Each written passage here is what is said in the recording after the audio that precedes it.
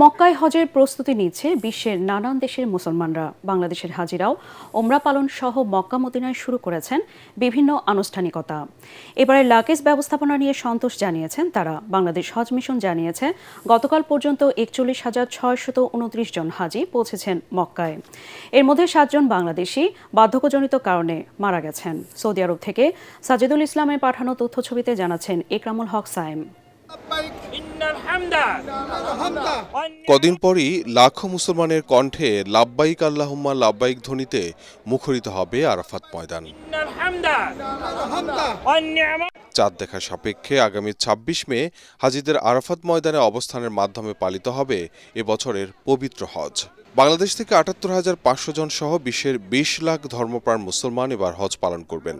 প্রথম দিকে যারা মক্কায় পৌঁছেছেন তারা মহানবী হজরত মুহাম্মদ সাল্লাল্লাহু আলাইহি ওয়াসাল্লামের স্মৃতি বিজড়িত গুরুত্বপূর্ণ স্থানগুলো ঘুরে দেখছেন। জান্নাতুল বাকি, রজা শরীফ, বেল্লালের মসজিদ, তারপরে যেখান থেকে কেবলা হয়েছে এই যে এই মক্কার দিকে, সে জায়গায় গেছি। জেদ্দা আসার পরে আমরা আমাদের লাগেজ আমাদের হোটেলে চলে আসছে এবং আমাদের একদম ফ্লোরে এগুলা পৌঁছে দেওয়া হয়েছে যথাসময়ে, কোনো সমস্যা হয় নাই। আমরা মদিনা শরীফের জিয়ারতের উদ্দেশ্যে যাব, ততদিন পর্যন্ত আল্লাহ যেন আমাদেরকে শারীরিকভাবে সুস্থতা দান করেন। আমরা এখানে যত সদস্য আছি সকলেই আল্লাহর রহমতে ভালো আছে। আগামীতে হজ ট্রাভেলসের আরও উন্নতি হোক, আমরা এ কামনা করি।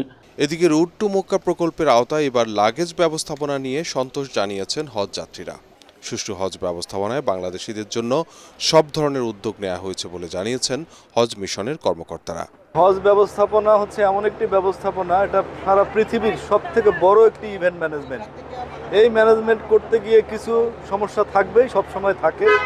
এবছরও ছোটোখাটো কিছু সমস্যা থাকতে পারে, কিন্তু সার্বিক বিচারে এবছরের হজ ব্যবস্থাপনা আমি মনে করি আমার জায়গা থেকে আল্লাহর মধ্যে সব কিছু আন্ডার কন্ট্রোল, সবকিছু ঠিকঠাক চলছে। এবার কিছুটা গরমের মধ্যে পর্বত বেষ্টিত মিনা ময়দানে ১ লাখেরও বেশি তাঁবুতে অবস্থান করবেন বিশ্বের নানা প্রান্তের ২০ লাখ ধর্মপ্রাণ মুসলমান।